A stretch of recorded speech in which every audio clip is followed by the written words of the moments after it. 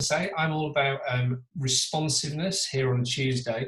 And what I want to talk to you about this morning is, again, something that I've alluded to a little bit in the past, which is that this idea that panic serves no one well, and the very best leaders at the moment are leaders that are not in panic, but actually are in planning mode.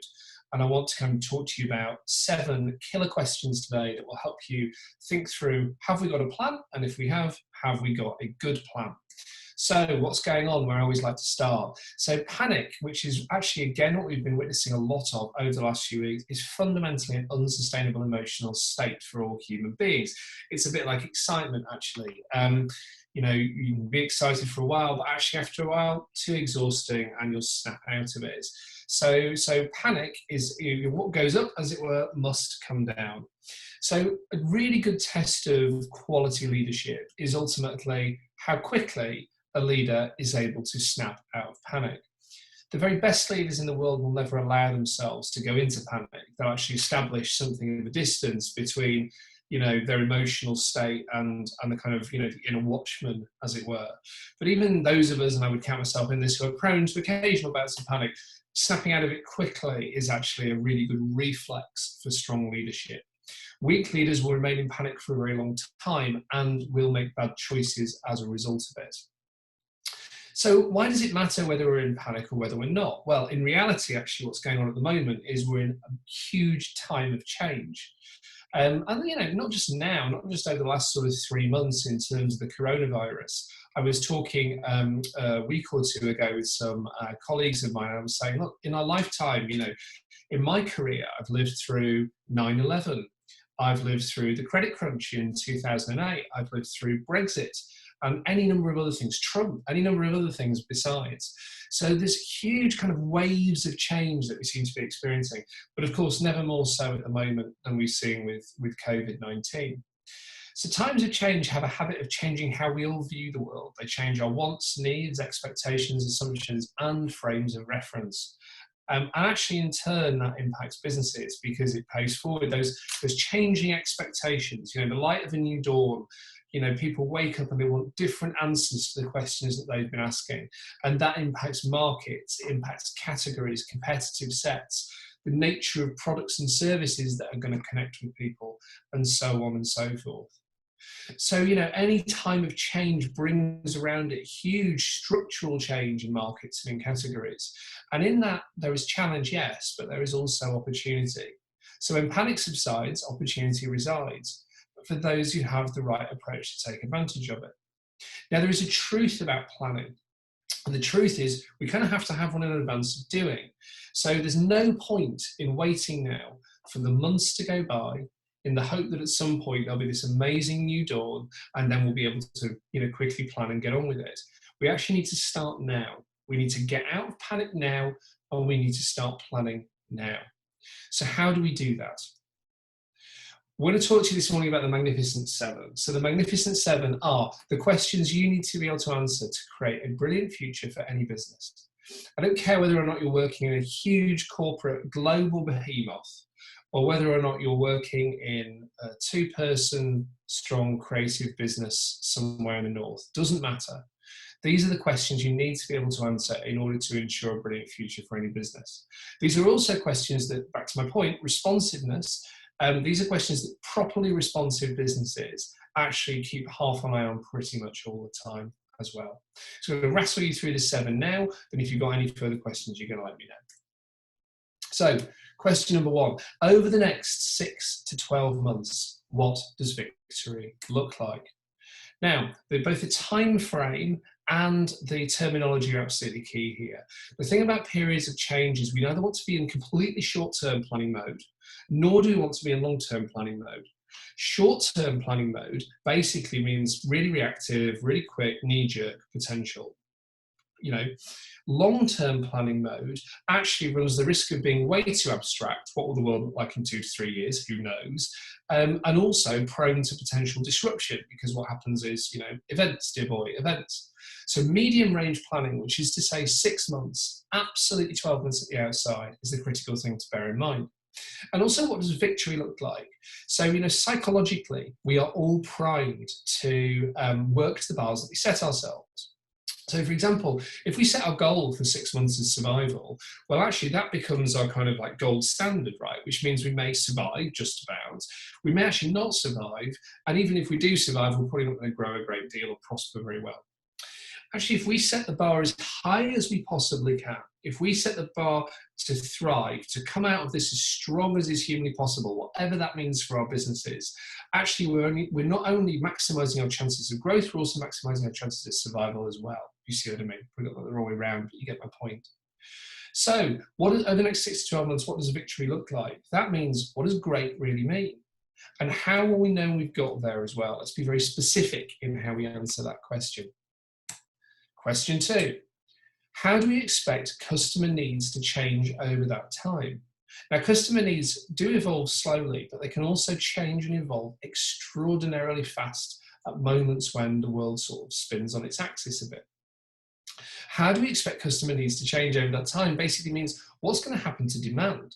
So to give you an example of this, looking back over history, every single time there has been a huge sort of shake-up like the one we're experiencing at the moment, people shift out of individualism and tend to shift towards collectivism. They tend to think less about themselves and more about others. And they will tend to favour ideas, maybe brands, businesses, products, services that are about the collective, not the individual. So what does that mean in a consumerist society is a really interesting question. And what does it mean for brands that have spent so much time talking to you, the individual, about you, the individual? Well, that's an interesting question to ask. But it is an example of how customer wants, needs, and expectations will change and can change very, very quickly. We're seeing it happen already. So, none of us is a soothsayer, none of us is a fortune teller, and I particularly am going to, futurists, a lot of the time aren't worth the fees they charge for the simple reason that no one predicts the things that actually genuinely impact our lives. But it is possible to have hypotheses, and it is possible to create plans working on sensible hypotheses. So what are our hypotheses and what can we learn from history, being the two things that we should be thinking about there. Question 3, why is our offering still attractive and compelling in this new reality? Now, why bother, as those of you who've heard me speak before will know, is, I believe, the most useful question in business and the one that gets least asked. So why bother works at the kind of micro level, why bother having this meeting? It also works at a kind of like macro, almost existential level, why we bother being in business at all. And a lot of the time, why bother is not satisfactorily answered, in my view.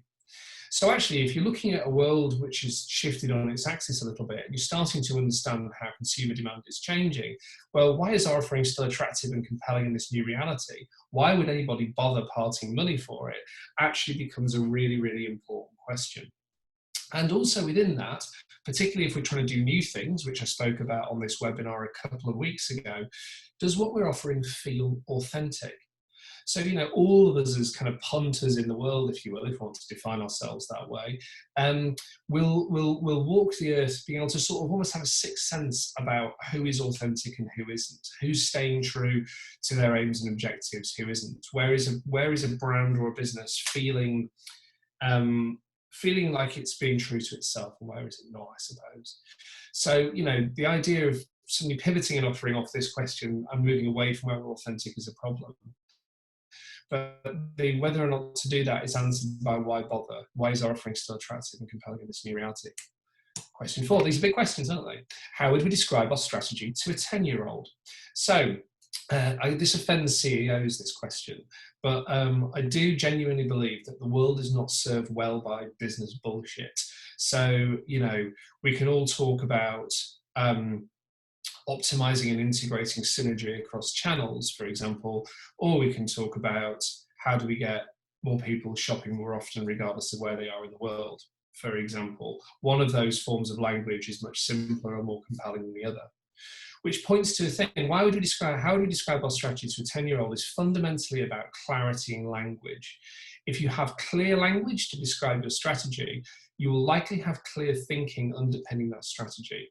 And if you don't have clear thinking underpinning your strategy, clear language will point to the potential flaws in that. So if you have to describe something very plainly and you don't use all those fancy words to kind of, fog it all up, then actually you will understand what the flaws are much, much more quickly.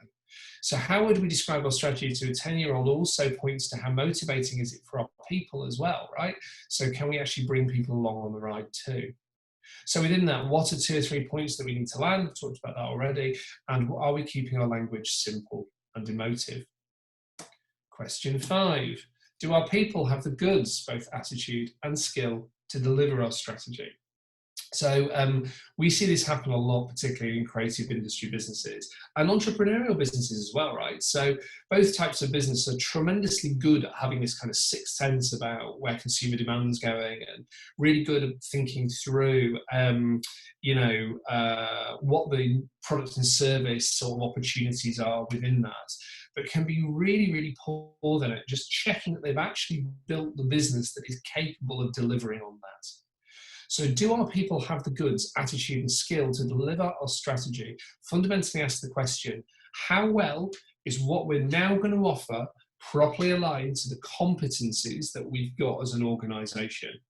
And I suppose as a secondary point on that, and again, that brand authenticity point as well actually feels like it fits in there somewhere too. There's also the question of attitude. So people who've gone through change can be burnt. They can be a bit jaded by it. They can often feel like, tired out and exhausted. So if we've got people whose energy levels are quite low, who aren't feeling particularly resourceful, that's not a great place either to start strategic delivery from. And we need to be aware of it before we actually start trying to implement our plan. So this is an absolutely key question about, is the organisation fundamentally in a place where it can deliver the thing that we've said it needs to deliver? How well aligned is what we're doing with what we know how to do, and are people ready, willing and energised? Penultimate question, what's the main thing that could go wrong over the next 6 to 12 months? So again, unfortunately, I'm not Mystic Meg, and nor are you, but we can again look at history to get clues about what might go wrong in the future. So for example, you might be in an organisation that's overexposed on a particular client. You might be in an organisation that's prone to over-servicing clients. You might be in an organisation that's got a fantastic and horrible history of letting new products and services flop the moment they go to market. All of those things provide clues about what might go wrong in the execution of your strategy over the next phase.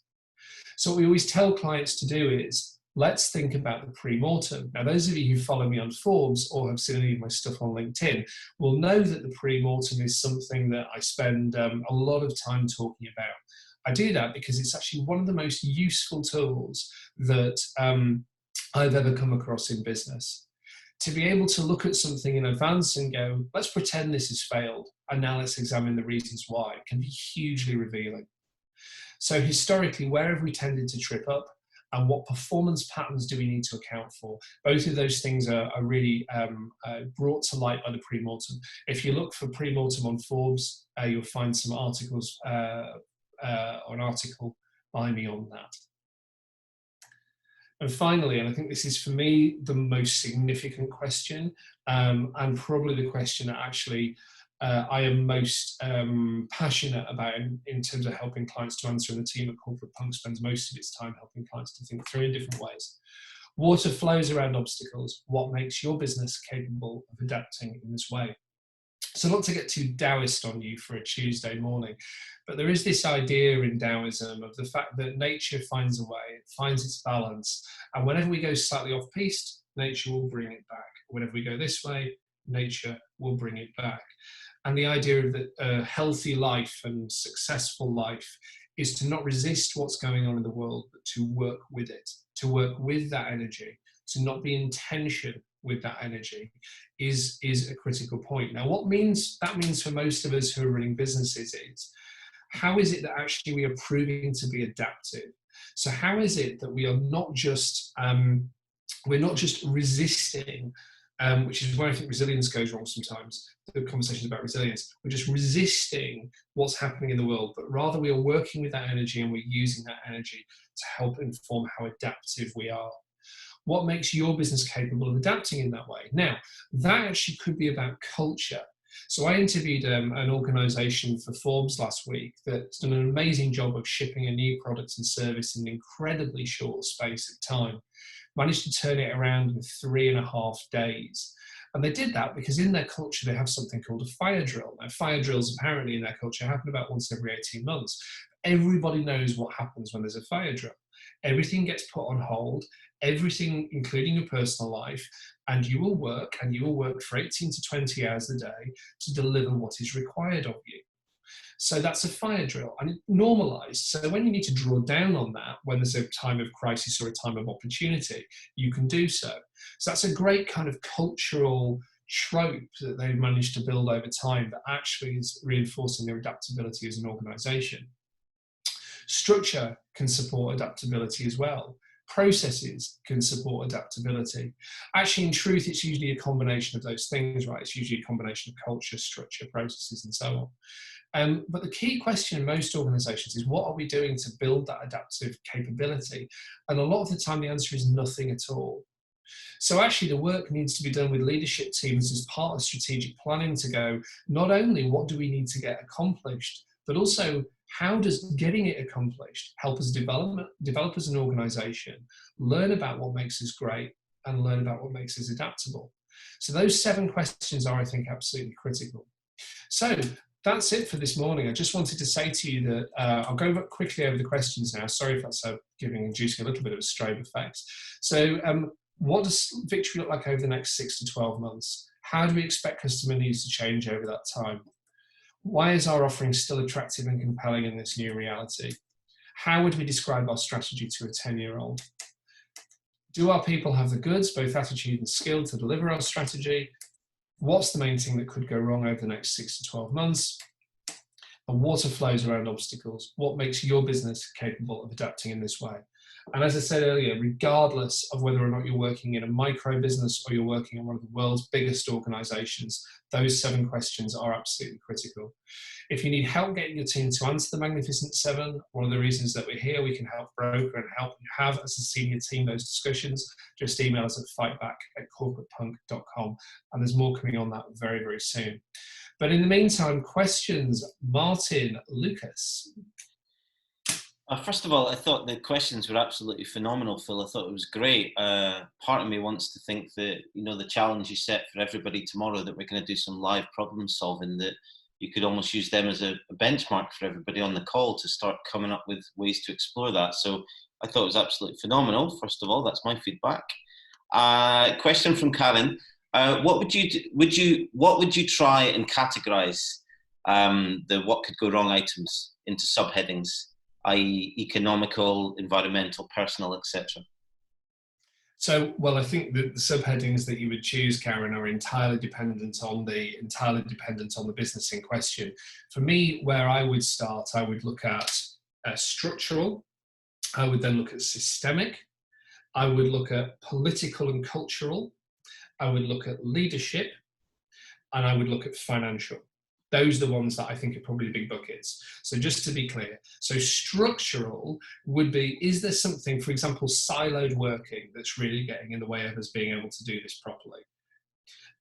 Systemic or process-wise are our processes almost bound to cause this thing to fail in some way, shape or form?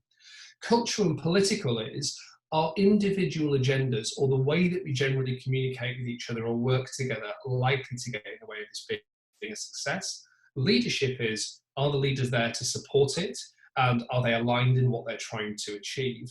And financial do we have the money to do it? Oh, there is one more, sorry, which is actually about capacity and capability as well, as in, do we have enough time and do we have the skills? So those are some of the headings I might be inclined to play with.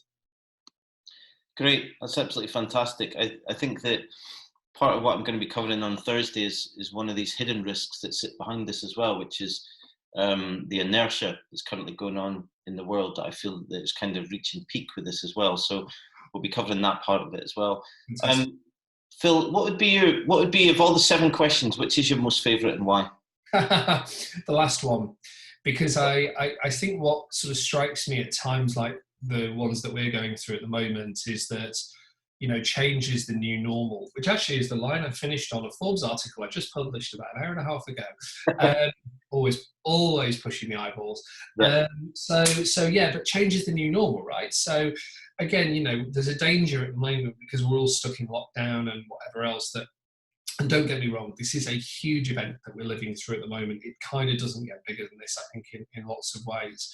But it sort of strikes me at the same time, as I was alluding to in my talk earlier on, that this is not the only big change that we live through. We talked about black swans, I think, last week, and I was talking to a colleague of ours earlier, when it was Friday, and he said, I have a problem with black swans. And I said, well, why? And he said, well, because it's just life. You know, this is what human nature's like. There's always something going on. There's always another problem on the horizon. There's always another huge period of change on the way. So whether or not you call them black swans, or whether or not you just call it the way the world is, or whether you call it life or whatever, my personal view is, you know, change is the new normal. So I think if we are not building kind of adaptive capability in our business, if we're not actually thinking through how are we going to work with the energy of change, then, you know, we're actually going to be consistently caught out by it. And, you know, I was talking to a big corporate client, whenever it was, probably about a couple of months ago, actually. And he said, oh, we're not doing transformational change this year, we're doing regular change. And then next year we'll get into transformational change. And I was like, I literally don't know what these words mean. You know, I'm literally not understanding what you're saying, because A, everything's always in a constant state of change. B, you're going to get buffeted around by what's going on outside of your organisation anyway, e.g. COVID-19. And C, the idea that you can manage change in a way that is regular then stepped into transformational, I don't really kind of get either at a kind of organisational design level. So organisational development level, I should say. So you know, for me, that water, adaptive, being able to roll with and respond to change, and being able to overcome some of our own bullshit and our own internal narratives about the fact that the world is stable, I think those are the things that matter the most. Brilliant. Final question, Phil. So who's the sheriff working against the Magnificent Seven right now? I.e., who is the enemy we as leaders should be constantly fighting against? Oh, you know, again, here's what I think. I think that the sheriff that we're up against a lot of the time is ourselves, right? It's our own ego. It's our attachment to the way things are at the moment. It's our self-image, self-identity. It's our understanding, you know, it's our social status. It's all those things that the ego manifests. One of the things that I think running a business has certainly taught me, and one of the things that I am observing in the world at the moment with all the coronavirus related stuff is, you know, these things are great ways that they have a great habit of pulling you up very short with your own, pulling up very close to your own shortcomings, and really reminding you of the work that you need to do on yourself as a leader. And, you know, I see that in a business. I always say, if you want to really understand your own weaknesses and blind spots, run a business. And if you really want to understand who you are, look at who you are in a global crisis like this. And, you know, and so for me, it's always an internal journey. The danger that happens in a lot of businesses is that we externalize. We think the sheriff or the enemy is somebody over there, a boss or another department or whatever, or we actually think the enemy is the competition, or we think the enemy is political, economic, social, technological disruption. It's none of those things. In the end, I'm not sure I'd characterize it as an enemy, but I would say that the battle is to overcome yourself, really, and to work from that point. Brilliant. Well said, Phil. So tomorrow we're going to be doing a live clinic, as Phil spoke about it. One thing I want to point out is that whether you submit questions, and I'll get Phil to repeat the email in a second, whether you submit questions via the email or you're sending them live in the moment on the call itself, everything will be anonymous. So normally we say, here's a question from Dominic, here's a question from Richard, here's a question from Karen, like we've done today. But because it'll be about problems you want to solve, we're not going to include your name in it as well. So it really opens the door for you to ask questions about whatever you want, and everything will be treated anonymously. Phil, could you just take us out and just remind us of the email for submitting questions, please? Send the questions to fightback@corporatepunk.com. If you don't want to send them there, you can, if email's not your thing, you can message me or Martin on LinkedIn, or direct message me on Twitter @PhilLewisHQ, or indeed tweet the business. I'm pretty sure that will get to me @CorporatePunk. So there's plenty of ways. We're not that hard to reach, but yeah, fightback@corporatepunk.com, me and Martin on LinkedIn, or me or Corporate Punk on Twitter. Wonderful. Have a great day, everybody. Thanks for joining. We'll catch you tomorrow.